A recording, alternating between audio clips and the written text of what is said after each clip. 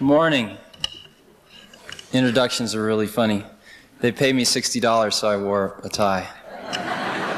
How many of you are 36 years older than 36 years old? Yeah. You were born pre-computer. The computer's 36 years old. And there's something sort of, I think that there's going to be a little slice in the timeline of history as we look back.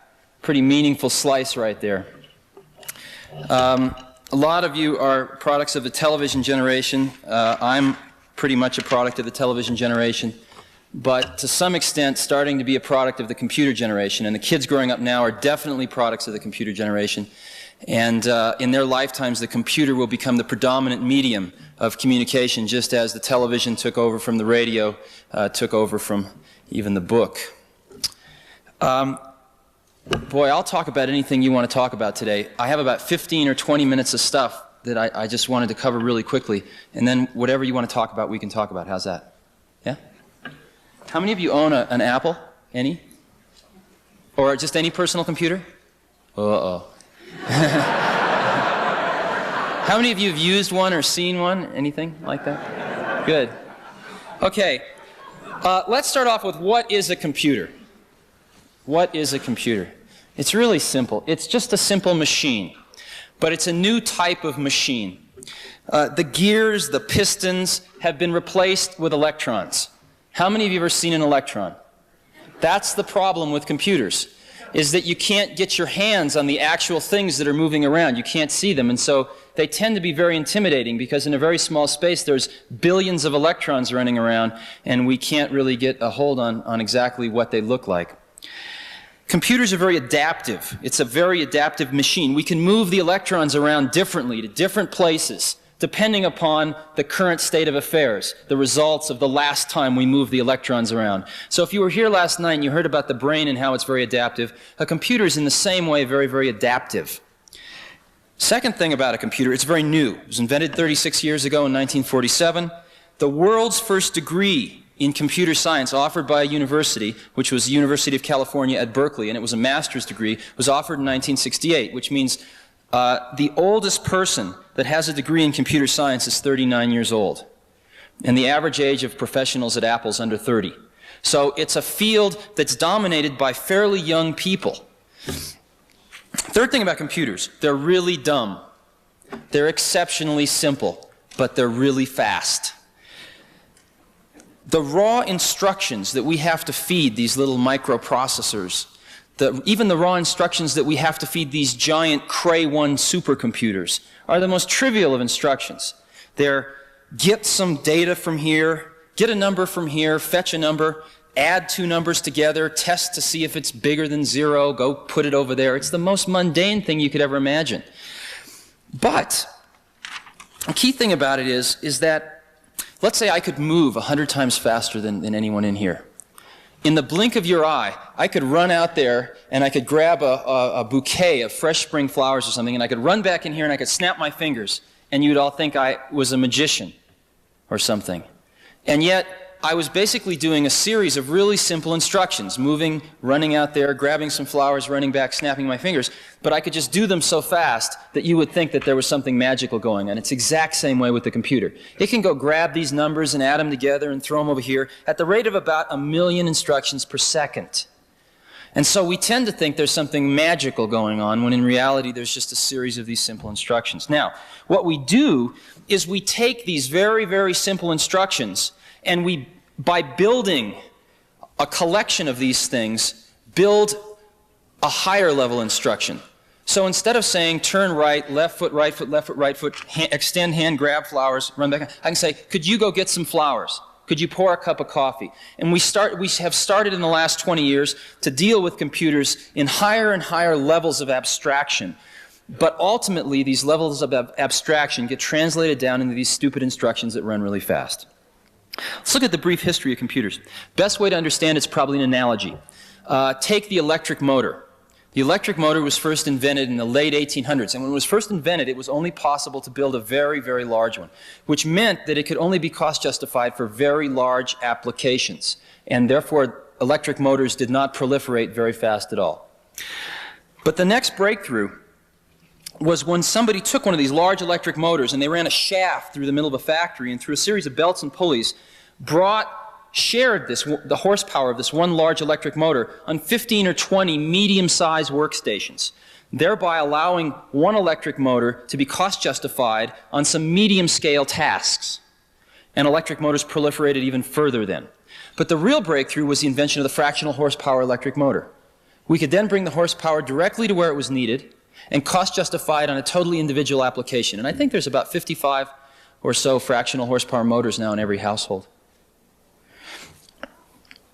If we look at the development of computers, we see a real parallel. The first computer was called the ENIAC in 1947. It was developed particularly for ballistic military calculations. It was giant. Hardly anyone got a chance to use it. The next real breakthrough was in the 60s with the invention of what was called time sharing. And what we did was we took one of these very large computers and we shared it. Since it could execute so many instructions so quickly, we'd run some on Fred's job over here, and then we'd run some on Sally's job, and we'd run some on Don's job, and we'd run some on Susie's job, and we'd share this thing, and it was so fast that everyone would think they had the whole computer to themselves. Time sharing was what really started to proliferate computers in the 60s, and most of you, if you've used computer terminals connected with some umbilical cord to some large computer somewhere else, that's time sharing. That's what got computers on college campuses in large numbers. The reason Apple exists is because we stumbled on to fractional horsepower computing 5 years before anybody else. That's the reason we exist. We took these microprocessor chips, which is sort of a computer on a chip, and we surrounded it with all the other stuff you need to interact with a computer, and we made a computer that was about 13 pounds. And people would look at it and they'd say, well, where's the computer? This is just the terminal. And we'd say, no, that is the computer. And after about 5 minutes of repeating this, finally a light bulb would go on in their minds. And they'd decide if they didn't like it, they could throw it out the window or run over it with their car. But that this was the entire computer. That's why we exist, fractional horsepower computing. This fractional horsepower computing has created a revolution. It was invented in 1976, the first personal computer. This year, in 1983, the industry is going to ship over 3 million of the little buggers. 3 million. By 1986, we're going to ship more computers than automobiles in this country. And let me digress for a minute. One of the reasons I'm here is because I need your help. If you've looked at computers, they look like garbage. All the great product designers are off designing automobiles or they're off designing buildings, but hardly any of them are designing computers. And if we take a look, we're going to sell those 3 million computers this year. We're going to sell those 10 million computers in '86, whether they look like a piece of shit or they look great. It doesn't really matter because people are going to just suck this stuff up so fast that they're going to do it no matter what it looks like. And it doesn't cost any more money to make it look great. There are going to be these objects, this new object that's going to be in everyone's working environment and is going to be in everyone's educational environment and is going to be in everyone's home environment. And we have a shot at putting a great object there, or if we don't, we're going to put one more piece of junk object there. By 86, 87, pick a year, people are going to be spending more time interacting with these machines than they do interacting with their big automobile machines today. People are going to be spending 2, 3 hours a day sometimes interacting with these machines, longer than they spend in a car. And so the industrial design, the software design, and how people interact with these things certainly must be given the consideration that we give automobiles today, if not a lot more. And if you take a look, what we've got is we've got a situation where most of the automobiles are not being designed in the United States, Europe, Japan. Televisions, audio, electronics, watches, cameras, bicycles, calculators, you name it. Most of the objects of our life are not designed in America. We've blown it. We've blown it from an industrial point of view because we've lost the markets to the foreign competitors. We've also blown it in a design point of view. And I think we have a chance, focusing on this new computing technology meeting people in the 80s, the fact that computers and society are out on a first date in the 80s. We have a chance to make these things beautiful, and we have a chance to communicate something through the design of the objects themselves. In addition to that, we're going to spend over $100 million in the next 12 months on media advertising. Apple alone. IBM will spend at least an equivalent amount. And we generate tens of millions of dollars worth of brochures, posters, more than the auto industry, again, as a comparison. And this stuff can either be great or it can be lousy. And we need help. We really, really need your help. Okay, let's go back to this revolution. What is happening? What's happening is the personal computer is a new medium of communication, one of the media. And so what's a media? It's a technology communication. A book is a medium, telephone, radio, television. These are mediums of communication. And each medium has pitfalls to it, has shortcomings, has boundaries which you can't cross, but it also generally has some new unique opportunities.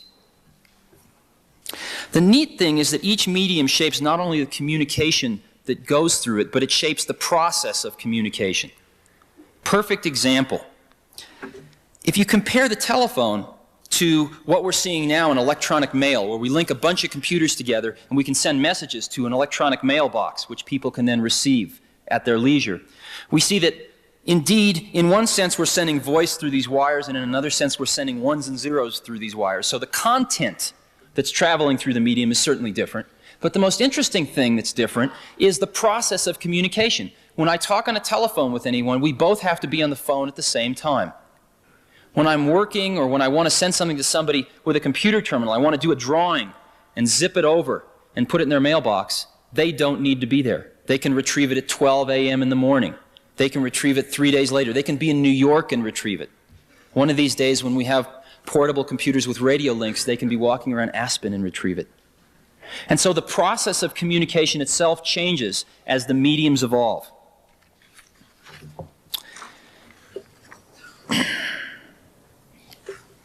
So what I'm claiming is that computers are a medium, and that personal computers are a new and different medium from large computers.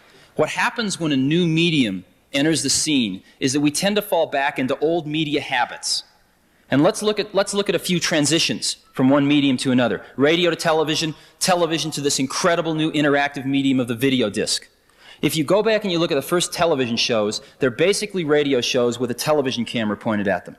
And it took us the better part of the 50s to really understand how television was going to come into its own as its own medium. And I really think the first time that a lot of people were shook into realizing that television had come of age was the JFK funeral. The nation, a lot of the world, experienced the JFK funeral in their living room at a level of intensity that wouldn't have been possible with radio. I think another more upbeat example was the Apollo landing. That experience was not possible with the previous medium, and yet it took us the better part of 20 years for that one to really evolve. Let's look at the next transition. We have this optical video disc which can store 55,000 images on a side, or an hour of video randomly accessible. What are we using it for? Movies. We're dropping back into the old media habits. And there's a few experiments, though, that are starting to happen, and you start to believe that 5 years, 10 years from now, that's going to come into its own. A neat experiment happened right here in Aspen. MIT came out to Aspen about 4 or 5 years, I think about 4 years ago, and they had this truck with this camera on it, and they went down every single street, photographed every single intersection in every single street in Aspen. They photographed all the buildings, and they've got this computer and this video disc hooked up together, and on the screen, you see yourself looking down a street, and you can touch the screen, and there's some arrows on the screen, and you can touch walk forward. And all of a sudden, it's just like you're walking forward in the street. And you get to an intersection, and you can stop, and you can look right, and you can look straight, and you can look left. And you can decide which way you want to go. You can even go in some of the shops. It's an electronic map that gives you the feeling you're walking through Aspen. Then there's 4 little buttons in the corner, because they came back and they did exactly the same thing all 4 seasons. So you can be looking down a street, hit winter, all of a sudden you get the same street with 3 feet of snow on it. It's really amazing. That's not incredibly useful, but it points to some of the interactive nature of this new medium, which is just starting to break out from movies and is going to take another 5 to 10 years to evolve. Okay, let's go back to computers. We're in the I Love Lucy stage right now in our medium development. What we did was microcomputers, personal computers, first come on the scene. What do? We fall back into old media habits. We run these weird languages like COBOL. We do business accounting on them. That's the kind of stuff we have been doing on them historically. It took us about 4 years before we started breaking out of that. And we're just starting to break out of it now. When you look at Lisa, Lisa enables a person like me. I'm not an artist in the sense that many of you are. I can sit down and I can draw artistic pictures with that thing because there's a program called Lisa Draw. And if I don't like what I've just drawn, I can erase it, I can move it, I can shrink it, I can grow it, I can change its texture. There's a little airbrush. The more I scrub, the darker it gets. I can put soft edges on things, hard edges on things. And so I have no talent at drawing at all, can make neat drawings, and then I can cut them out and I can paste them into my documents so that I can combine pictures and words. And then I can send it onto the electronic mailbox so somebody else that's living here in Aspen can dial up a phone number and get their mail and see this drawing that I made. So we're starting to break out, and you can just see it now. And it's really exciting. So where we are is that the personal computer is a new medium, and that society and computers are really meeting for the first time in the 80s. In 15 years, it's going to be all over in terms of this first phase, getting these tools out into society in large numbers. But during the next 15 years, if we have an opportunity to do it great or to do it so-so. And what a lot of us at Apple are working on is trying to do it great. I want to look at one last thing, then we can talk about whatever you want to talk about. What is a computer program? Do you know what a computer program is? Anybody? No? Sort of? Sort of. It's an odd thing. It's really an odd thing. You can't, you've never seen an electron, but computer programs have no physical manifestation at all. They're simply ideas expressed on paper.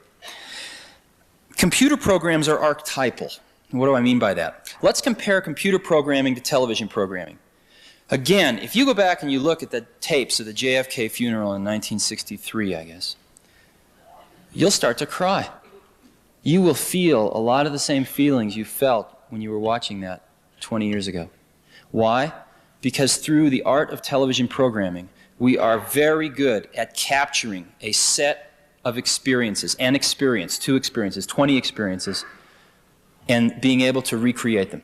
We're very good at that. It takes a lot of money, and it's somewhat limited, but we can do a pretty good job of that. You can really feel the excitement of Neil Armstrong landing on the moon. Computer programming does something a little different. What computer programming does is it captures the underlying principles of an experience. Not the experience itself, but the underlying principles of the experience. And those principles can enable thousands of different experiences that all follow those laws, if you will. And the perfect example is the video game. What does the video game do? It follows the laws of gravity, of angular momentum, and it sets up this stupid little Pong game. But the ball always follows these laws. No two Pong games are ever the same. And yet every single Pong game follows these underlying principles. Give you another example. There's a neat program called Hammurabi. And Hammurabi, there's 7-year-old kids playing this. And it's a game, and it comes up on the screen, he goes, and you're King Hammurabi. He goes, oh, King Hammurabi. And you get to be King Hammurabi of the ancient kingdom of Sumeria for 10 years. Comes, oh, King Hammurabi, this is year 1. You have 1,000 bushels of wheat in storage, you have 100 people, and you have 100 acres of land. Land is trading at 24 bushels an acre. Would you like to sell any land? No. Would you like to buy any land? No. How much would you like to plant, or feed, how much would you like to plant? And it turns out that if you don't plant enough, some of your people will starve the next year. And if you plant a lot, then people will come from the surrounding villages because you got a hot village to live in and you feed them well. So you plant a certain amount, but you need then it says how much, so you feed your people a certain amount, and then it asks you how much would you like to plant. And you have to plant so much as well in order to get the grain the next year. But you can't plant more acres than you have people to plant the acres. And so if you go on a land buying spree at the beginning, and you don't feed your people well because you spent all your grain buying land, then you don't have the people to plant the land, so it doesn't do any good. If you don't plant the land and you feed your people a ton, all these other people come from the surrounding villages, but they starve the next year. And there are these 7-year-old, and it goes on year 2, year 3, and every once in a while it throws in the rats ate some of the grain and you're in deep trouble. What are you going to do? Kill some people or sell some land or whatever. And it's crude, but basically there are these 7-year-old kids playing with this macroeconomic model. And you can argue about the content of the model, but one thing you can't argue about, they will sit there for hours and play that and learn. And we've got to get our models better and more sophisticated, but that is an interactive way of learning that none of us ever had when we were growing up. And again, thousands of individual experiences, but all based on that one set of underlying principles. When I was going to school, I had a few great teachers and a lot of mediocre teachers. And the thing that probably kept me out of jail was books. Because I could go read what Aristotle wrote or what Plato wrote. And I didn't have to have an intermediary in the way. And a book was a phenomenal thing. It got right from the source to the destination without anything in the middle. The problem was you can't ask Aristotle a question.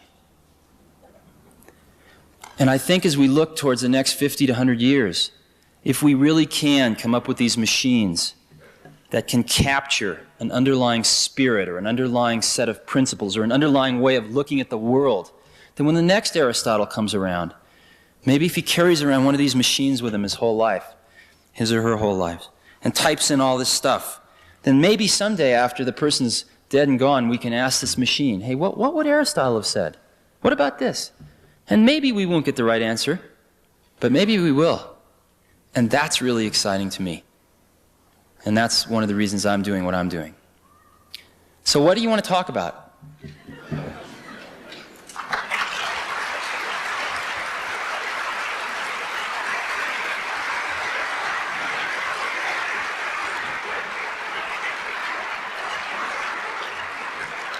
Yeah. The interconnection of these personal computers, how they will communicate with each other, unified. Yeah, it's a mess. What's happening out there? Okay. How are they all going to work together? Okay. How are these computers all going to work together? They're going to probably work together a lot like people. Sometimes they're going to work together really well, and other times they're not going to work together so well. What we've got now is we are putting a lot of computers out that are made to be used pretty much in what we call a standalone mode. One person, one computer.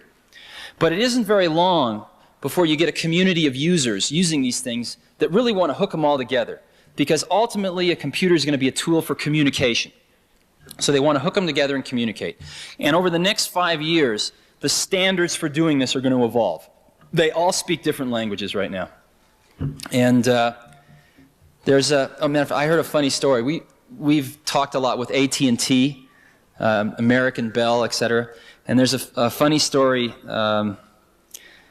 about this is a true story. I talked to this old guy who was about 80 years old, and he was one of the original telephone installers. And he would go out and he'd install telephones in people in farmhouses, and they'd never seen anything like this. And it takes 2 wires. He'd run the 2 wires down and he'd hook up the phone. And he was out installing this phone for this Italian family in this farm. And he'd finished installing the phone, and the guy asked him, well, can I speak Italian on this phone? And he said, why didn't you tell me? I got to run a 3rd wire. It'll be $50 extra. So that's where we are today. And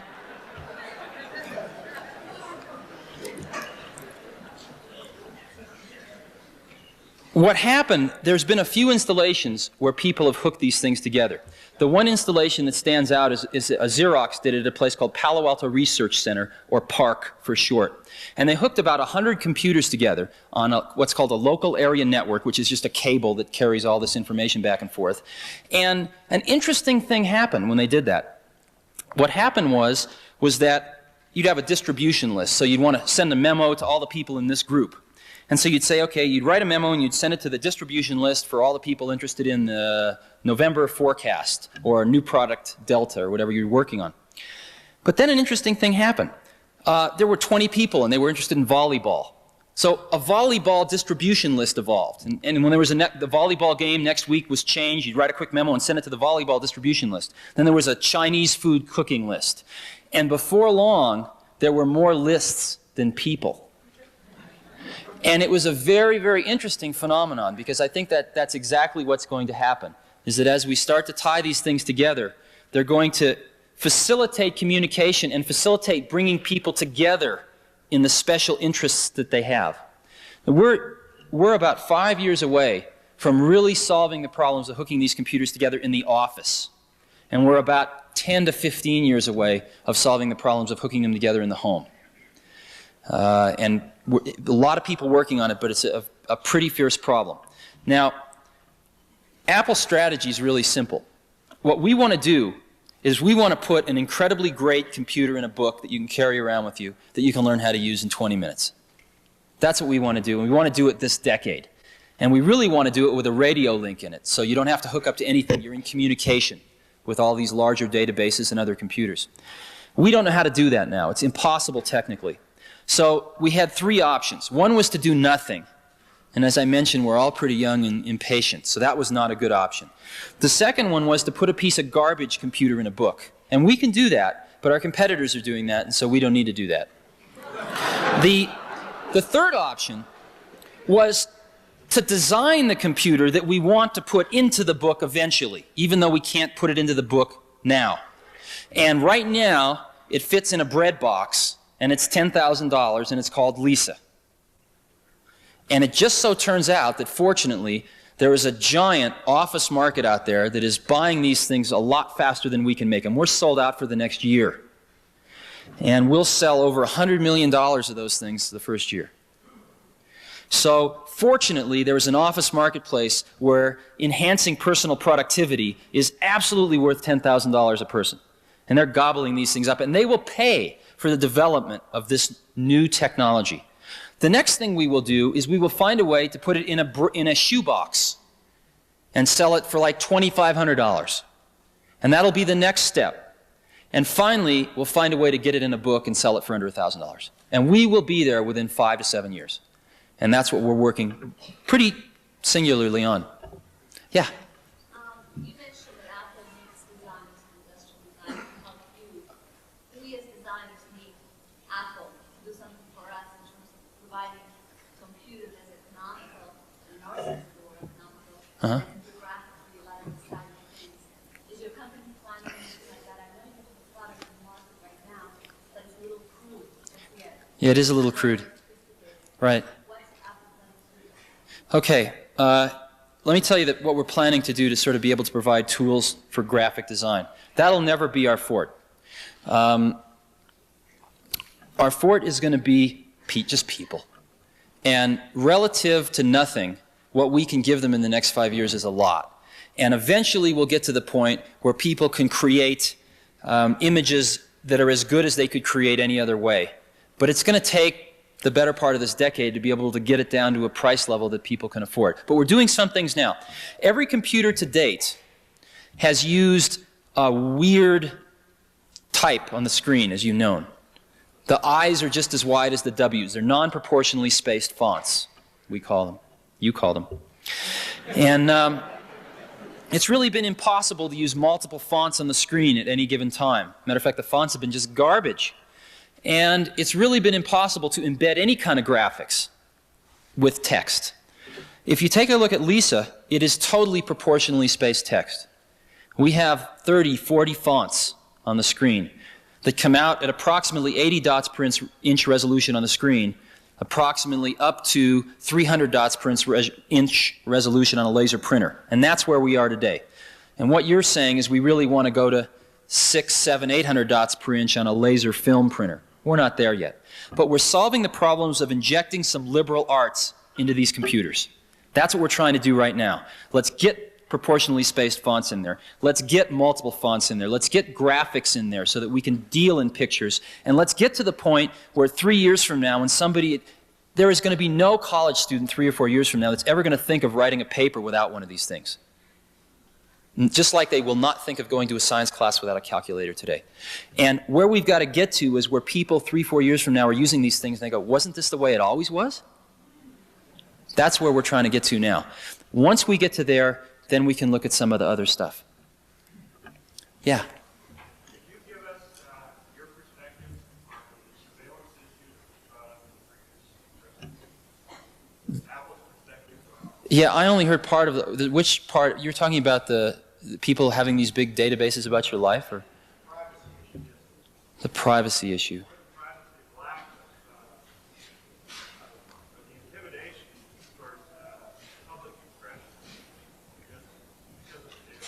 Okay.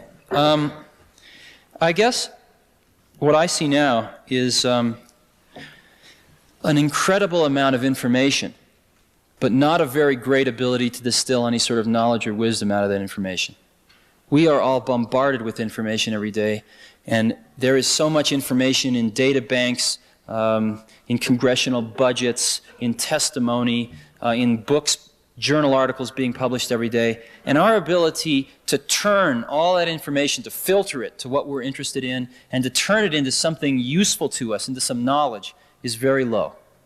So I think if we're really interested in a distributed society where the ability to understand things and the ability to distill information, knowledge from information, is possessible by everyone, that the first thing we've got to do is give tools to people to help them do that. Because right now, those tools are centralized. Do you see what I'm saying? So I think the first step towards ensuring that we don't get a concentration of something that you don't want is to distribute that intelligence, if you will, that can turn all this information into some sort of knowledge for us, so that we can get on and we can look at any congressional testimony that has to do with gun control, any journal articles published, any newspaper articles published, so that I can come home and on a weekend peruse the weekly outpouring of information, but put a filter on it, because I'm only interested in gun control. And I can find out that my congressman gave some testimony last week about gun control that I didn't agree with, so I can get on and write him a pretty nasty letter and zing it on the email system and make sure that at least one of his aides will read it tomorrow. And I think that that probably is a lot more important than worrying about these global databases. I don't think that you're going to find we're moving rapidly into an era of electronic funds transfer. And I think that's probably the thing that people are most concerned about right now. Because you could keep a history of our whereabouts and things like that just based on financial transactions. And I think that's the thing people are most concerned about right now. But I haven't heard a ton of issues concerning these giant databases knowing everything about us that had much substance to them. The thing I'm most concerned with is the ability to turn all this stuff into something we can do something about. Does that make any sense? I didn't get much sleep last night, so I'm a little fuzzy. Yeah.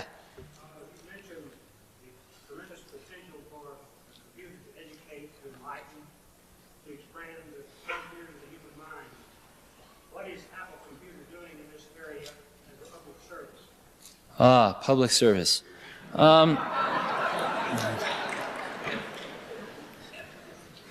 We don't do things because we think they're public services. We do them because we think they ought to be done, I guess. We do them because we want to do them. We're doing a few things.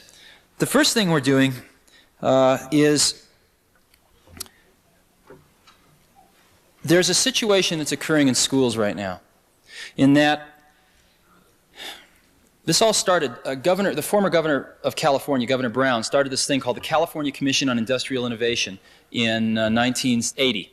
And it turns out, we'll do about $1 billion this year. And we have a business plan that looks out 5 years. It's not always accurate, but it shows us the trends, shows us the general directions, shows us some of the pitfalls. California is 22, I think $300 billion economy. GNP, basically, is associated with California. And California doesn't have anything. There isn't one scrap of paper. There didn't used to be one scrap of paper written down. So Governor Brown got all these people together and said, we got to figure out where we're going, because we don't want to have a planned economy, but we need the infrastructure to support it. And infrastructure takes time to build. So we have to at least understand the trends. If you want to be turning out more engineers next year, you can't start this year. You have to have started 5 years ago. You have to train the teachers, et cetera, et cetera. So what infrastructure are we going to need to support the growth? Well, the first thing we looked at was employment, jobs. And what we found was that about 44% of the new jobs in California in the 1980s come directly and indirectly from high technology. And we looked at that and we said, shit. And what are we going to do to further that, and what's going to hinder that? And there were three things that came up, but the biggest one was education by a long shot. And we looked at the education systems, and we are turning out almost as many welders in California as we are computer scientists. And these welders are coming out of school, and there ain't any jobs for them. And this is just a minute example of the problem. And so one of the things that Apple decided to do, and this is not going to make a giant difference, but it could be a catalyst to get something started, is we decided we wanted to give a computer to every school in America. And there's 100,000 schools in America. And we figured if there was just one there, at least the kids that were interested would somehow find a way to get to it. And possibly they would start to understand a little bit about what computers were, maybe integrate them into one or two classes. And so we figured that that would cost approximately $50 million, and we'd go broke. So we went to Congress, and we said, look, we'll pay 10 of this if you pay 40 of it. That's 10 right out of our bank account. And just to give you a perspective on it, in 1981, Apple made $40 million total after working our butts off for a year. And so we were willing to spend 25% of our 81 profits to do that. And we got very close to getting this passed, but Bob Dole in the Senate killed it because he didn't really understand it. But California, being the bellwether state it was, passed the same law because we pay California tax. And so we call the program The Kids Can't Wait. The kids can't wait for educational bureaucracy to get around to it. The kids can't wait for their parents to understand about it and buy them one. So we're just going to get one in there right now. And we are, the law got passed in California. There are 10,000 schools in California. The program was announced 60 days ago, and starting next month we roll out 10,000 computers, one free to every school in California.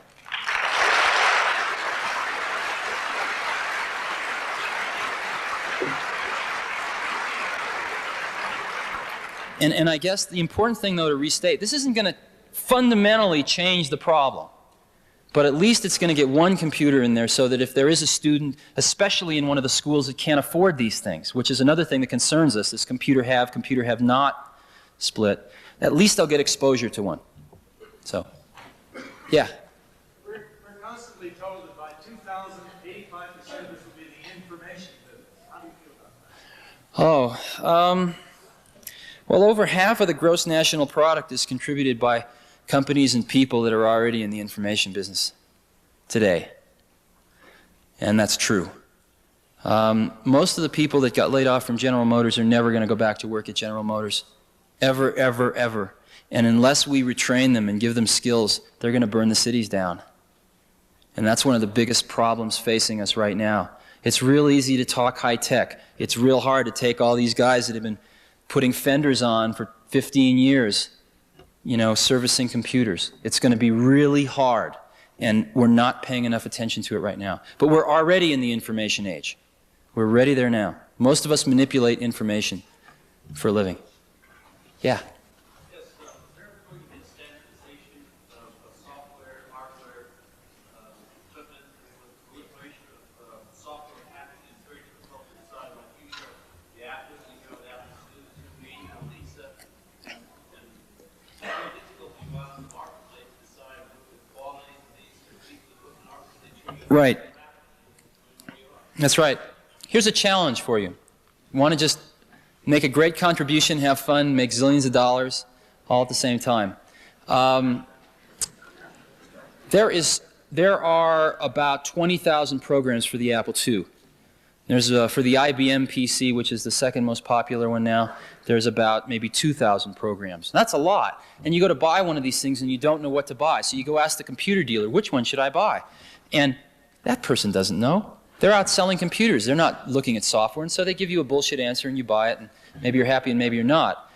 Now, compare that to records. Most people walking into a record store know exactly what record they want to buy. They don't go up and say, what record should I buy?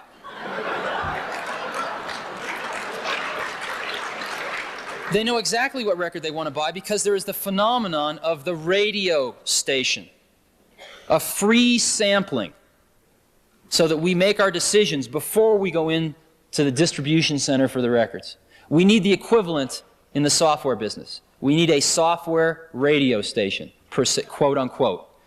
And what's going to happen is that I think right now software is information, and the information is expressed with a bunch of ones and zeros. And what we do now is we take those ones and zeros and we encode them magnetically on this piece of mylar with a bunch of gook on the surface of it that remembers the ones and zeros. We take it, we put it in a package with a manual. We take that, we put it on a truck, we ship it to a dealer. They take it out of the truck, they put it on the shelf. It sits there for a while, costing them money. A customer comes in, peruses them, and picks one out, takes it home, shoves it in their computer, and it translates it back to electrical impulses of ones and zeros.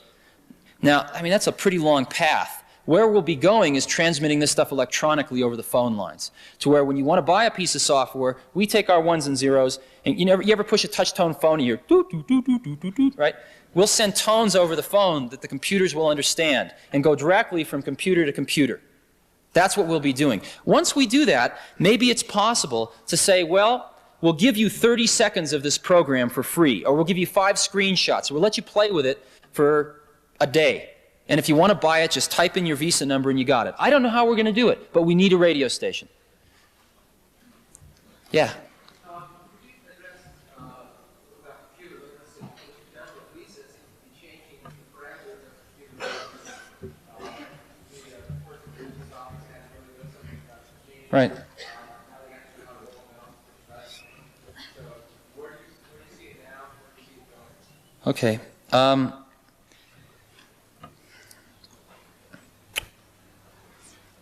There are 2 things to do to get people and computers together. One thing is to make computers easier to use, and the other thing is for people to get more and more familiar with the concepts. How many people here own a Hewlett-Packard calculator? Yeah, not a lot. How many people know about them, right? Do you know the difference between reverse Polish notation and the way the TI ones work? How the HP ones sort of work backwards, right? Do you know about that? No? Some of you do, though. Right? Probably maybe a quarter of you, maybe. If you had tried to explain that to somebody 10 years ago, it would have been just like computers are now. And yet, in 10 years, the HP 35 was first introduced in 1972. In 10 years, people gradually understand some of these concepts. If you'd given one of these Casio watches, which has got 18 alarms and plays music for you and everything else, to somebody 10 years ago and tried to explain to him how to set the alarm and stuff like that, it wouldn't have been possible.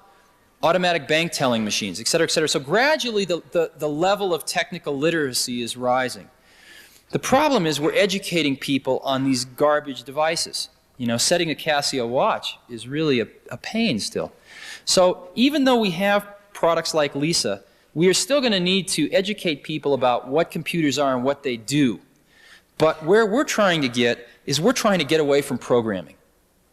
We've got to get away from programming because people don't want to program computers. People want to use computers. And so our strategy right now is let's write some programs that are generic, that sort of will write 90% of the program and you fill in the last 10% of the blanks. And a perfect example of that's a word processor. A word processor can be used to write a business letter, a report for a college exam. It can be used to write a correspondence letter to your friend. Same word processor. We write it once, millions of people use it.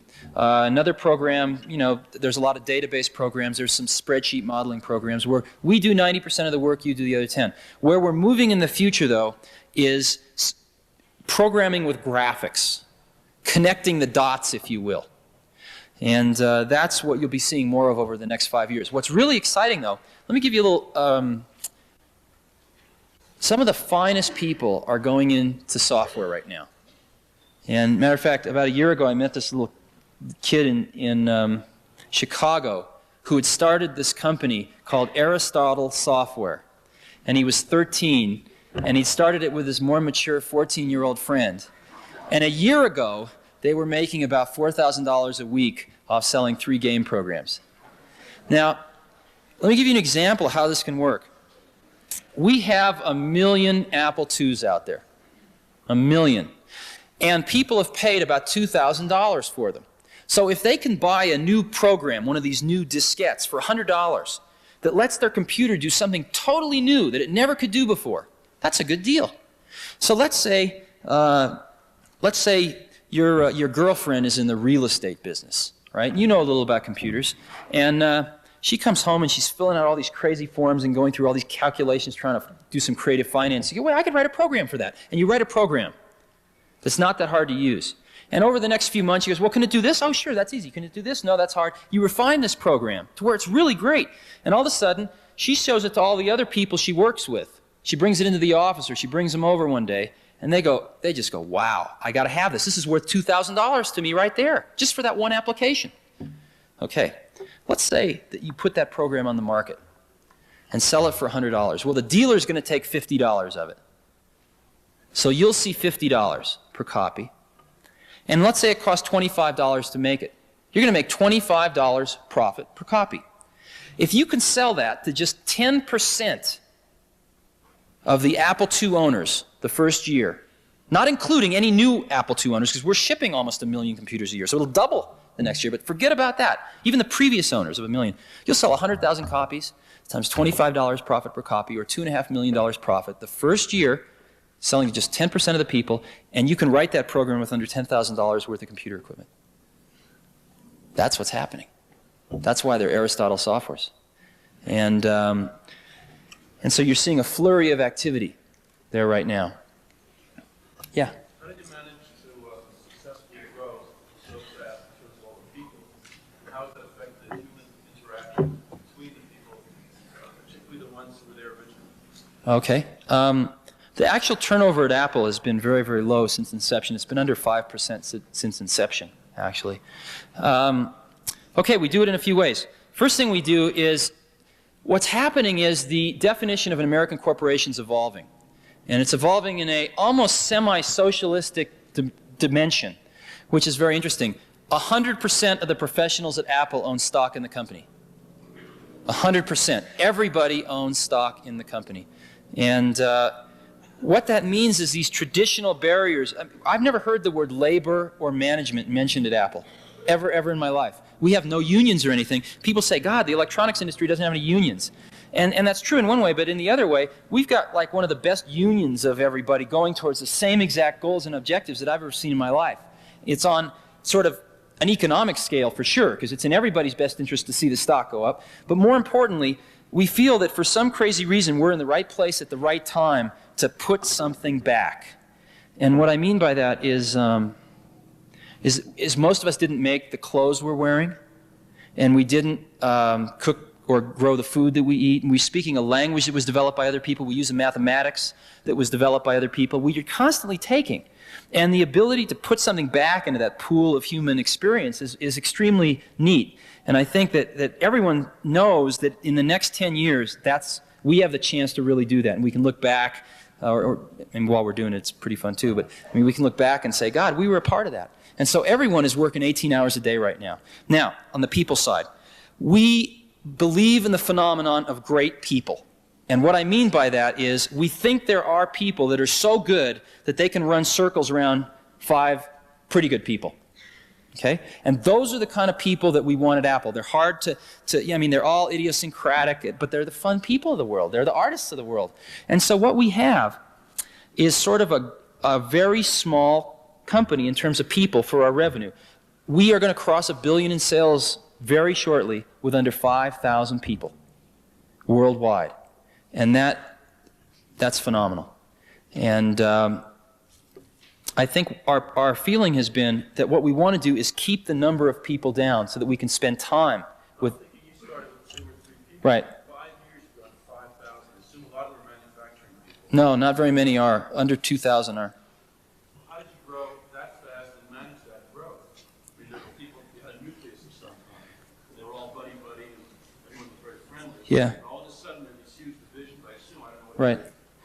We do a few things. They don't get to see each other and speak or drop in easily. Right. That's exactly right. The first thing we do is we've always tried to hire people that were much better than we needed for the current job, because within 6 months they'd be fighting to keep up with it. Second thing, though, is we've always tried to hire people. The reason we hire people is to tell us what to do.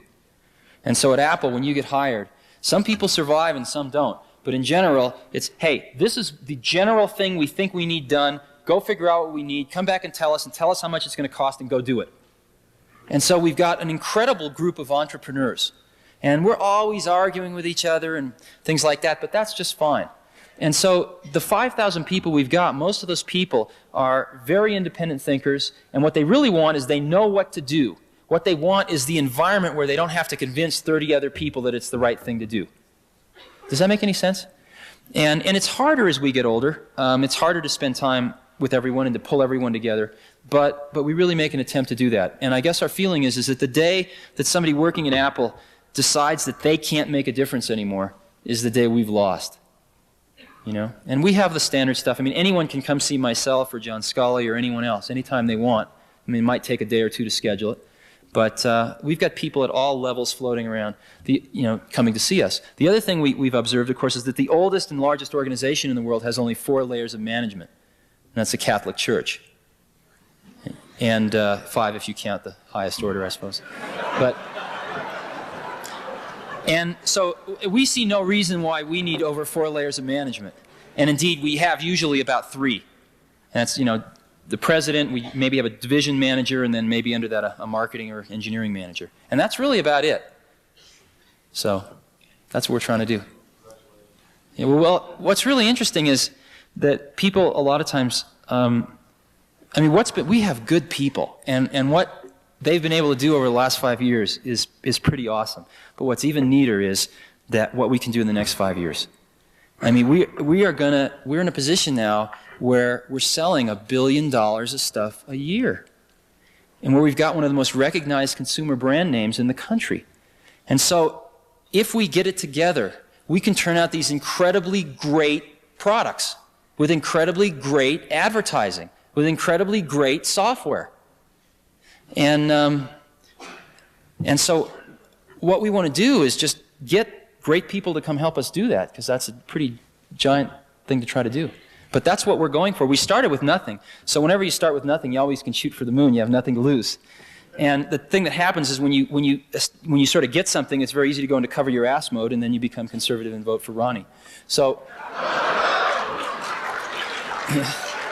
what we're trying to do is to realize the very amazing time that we're in, and not go into that mode. And I think Lisa's a reflection of that. I mean, we gambled the company on Lisa. If Lisa had bombed, Apple would be just one more computer company. And we gambled everything on that. We had no backup to it. Everything went into that. For 3.5 years, the best and the brightest at Apple worked on this product. Now, how come they came to Apple to work on this? We hired these people from other companies. And the reason they came to Apple was because they knew what to do. But the companies they were working for wouldn't take the risk and do it. And we said, come to Apple and build this. And they said, well, who do I have to convince to do that? Nobody, just go do it. And we got a collection of, I think, some of the finest computer scientists in the world that just went and did it. And that's why I go to work in the morning, is to hang around these type of people. They're fun. They play in punk rock bands on the weekends and all sorts of stuff. Computer people aren't, you read all this computer nerd stuff, it's not really true anymore. They're really a lot closer to artists than they are to anything else. They come into work at about, I don't know, anytime they want, but usually about 11 in the morning, 12 in the morning, play a few rounds of ping pong, work really hard. They work really hard, but they'll work, and generally about 4 we go out and maybe play, a game of volleyball somewhere or something like that, and then in the evening we work, and then they'll have dinner, and we'll go out to a Japanese restaurant for dinner or something, and come back, and they'll work till about 2 or 3 in the morning. And they go home and wake up at 11 the next morning, coming to work. Yeah. Yeah, you, sure. Why not? How long will we be tied for those skilled typists of us to the actual keyboard?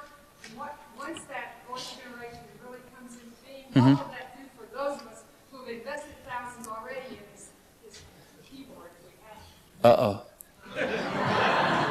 Can you teach skiing?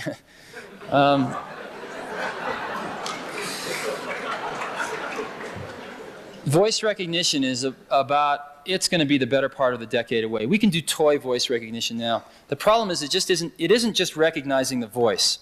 When you talk to somebody, understanding language is much harder than understanding voice. We can sort of sort out the words, but what do they all mean? And most language is exceptionally contextually driven. In other words, one word means something in this context, it means something entirely different in another context. And when you're talking to somebody, people interact. It's not a one-way communication. It's going, yep, yep, yep, yep, and they gracefully interact. They go in and out of levels of detail. And boy, this stuff's hard. So I think you're really looking at the better part of a decade before we get even close to that. I don't know how much time we have. I think I'm about to get. Thank you very much. I've enjoyed it.